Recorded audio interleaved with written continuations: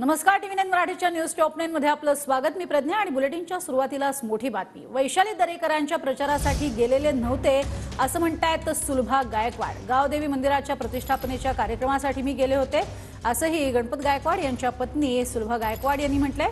मी भाजप सोबत आहे, मोदींना पंतप्रधान करायचं आहे असंही सुलभा गायकवाड यांनी म्हटलेलं आहे।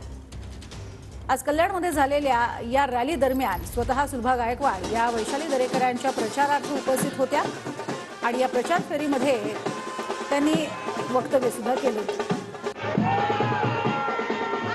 प्रचाराला वगैरे नव्हतं, एक मला तिथे आमंत्रण होता की गावदेवी मंदिराचं आणि मूर्तीची प्रतिष्ठापना आहे, त्या निमित्ताने मी तिथे गेले होते।